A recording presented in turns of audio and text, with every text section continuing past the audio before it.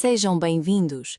Iniciamos hoje uma exploração visual do Palacete Sousa Soares, um edifício situado na freguesia do Bonfim, na zona oriental do Porto.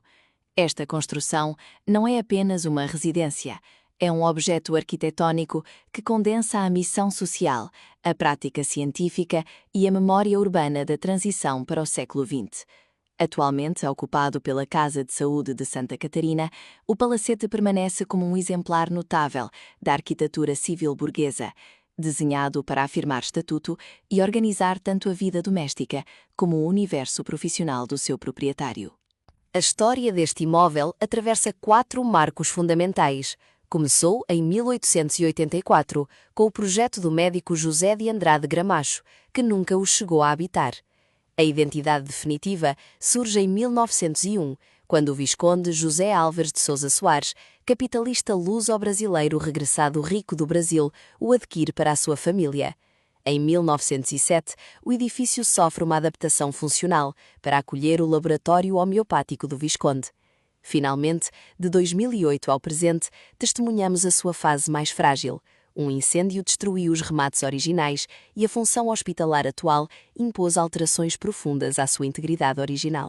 A fachada principal, voltada para a Rua de Santa Catarina, é um exercício de ordem neoclássica.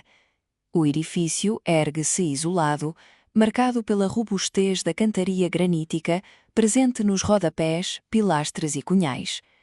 Estruturado em 5 corpos, o corpo central assume o protagonismo, funcionando como a voz pública da casa.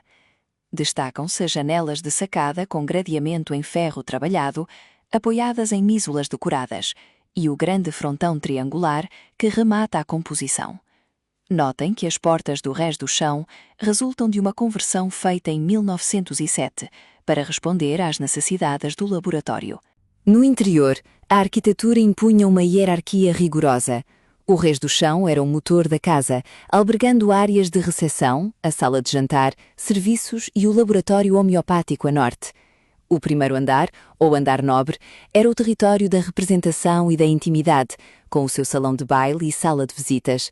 No topo, a mansarda funcionava como um espaço de ocultação, destinado aos dormitórios dos criados, assegurando uma separação vertical e higiênica entre a família e a força de trabalho. A entrada na casa era um ato de encenação. O vestíbulo acolhia o visitante com um pavimento em mármore tricolor, cujos padrões geométricos criavam uma ilusão de ótica tridimensional.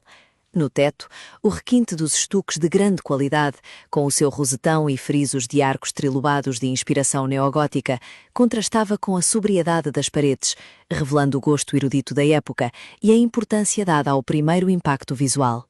A escadaria é o coração do palacete e o seu palco mais dramático. Executada em madeira, inicia-se num lanço único que se divide em 2 contralanços num patamar intermédio. Banhada por luz natural proveniente de um enorme vão envidraçado no tardós, a escada exibia peças de exceção.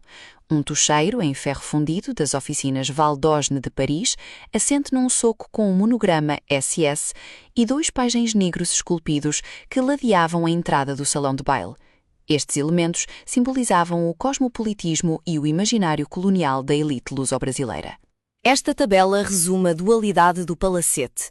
Na voz pública, o palco, temos a fachada simétrica, o salão de baile e a varanda de representação. No lado oculto, os bastidores, encontramos o tardós e as entradas de serviço, o laboratório operando silenciosamente e a circulação da criadagem através da mansarda. É uma arquitetura de contrastes entre o teatro social e a eficiência produtiva e higiênica.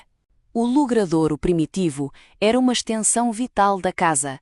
Originalmente vastíssimo, ocupava metade do quarteirão e albergava um luxuriante jardim botânico. Sendo o Visconde um clínico associado ao célebre peitoral Cambará, o jardim não era apenas recreativo, era um laboratório vivo, onde cresciam as espécies que forneciam a matéria-prima para os seus medicamentos. Era, portanto, o cenário onde a ciência homeopática e a fortuna da família se cruzavam diretamente. Infelizmente, o palacete de hoje é uma versão fragmentada do original. No tardós, o sumptuoso baltão com colunas de ferro fundido desapareceu para dar lugar a um corpo utilitário de escadas e elevador. O jardim botânico foi mutilado e vendido em talhões pela viúva de Sousa Soares após a morte deste. No topo, a Platidanda perdeu os seus remates de comieira em terracota no incêndio de 2008. O que resta é uma lição sobre a fragilidade da memória urbana. O Palacete Sousa Soares materializava uma triangulação cultural perfeita. Representava a solidez do Porto na sua cantaria neoclássica, o capital e o imaginário do Brasil, visível na fortuna do laboratório e na iconografia dos pajens, e o cosmopolitismo de Paris, evidente nos estuques neogóticos e nas peças de fundição artística francesa. Era uma arquitetura desenhada para sustentar uma identidade construída entre 2 continentes e 3 cidades. Concluímos com uma reflexão sobre a resiliência deste edifício. Embora a integridade original se tenha perdido entre fragmentações e adaptações, o Palacete Sousa Soares recusa o silêncio.